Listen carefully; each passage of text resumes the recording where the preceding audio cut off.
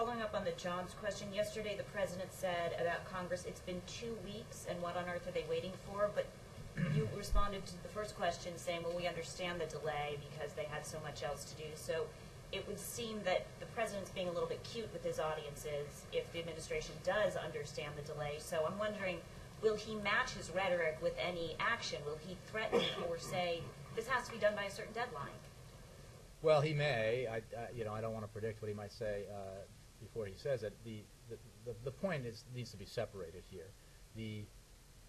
This has to be acted on.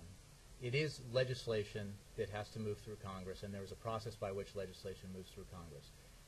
Jessica, you know, because you're a veteran of covering these things, that part of the effort here that the president is undertaking is to continue to put pressure on lawmakers to focus on this priority because the American people are focused on it, and to address it. The timing I addressed with Jim about the fact that understandably the Senate had to deal with some issues that could not wait, and it had to do specifically most of them with jobs and the economy. And we know that the Senate will take up the American Jobs Act. If you're asking me, no. Pieces. Well, there's a lot of I get questions like, since there's not a 100% guarantee that this will pass, why did you bother? Right? That's not how it works here. The question is, don't we expect that if it passes, individual pieces of it will pass? And so what he's telling his audiences is, we have to pass this entire bill. Yes. But nobody who really covers Congress expects that will happen. So. But you're talking about expectations grounded in cynicism that has to do with the fact that the dysfunction in Washington, but that doesn't make it acceptable. And we have been candid about the fact that we believe the whole bill should be acted on and passed in its entirety, unchanged, and sent back to the president. We are also understanding of the fact that this is a process that moves through Congress, and that it is unlikely to arrive back wholly unchanged and intact. It may come back in pieces. It may come back as a whole with some different elements to it going to funding and that sort of thing. But we're not going to preemptively accept that we're only going to get half, because 100% of the bill is merited. So,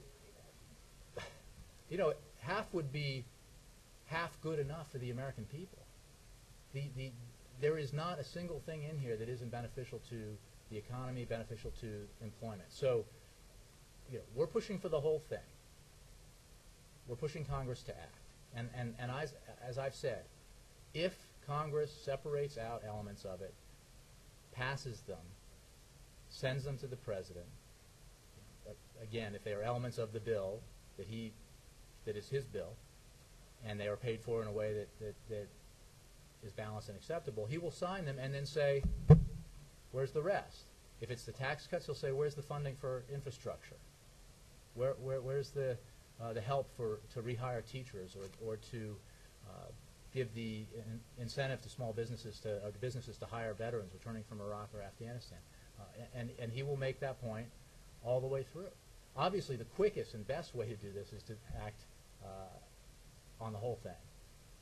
But we're clearly understanding of the way that Congress works, and aren't going to rule out signing pieces of it if that's how it comes. One last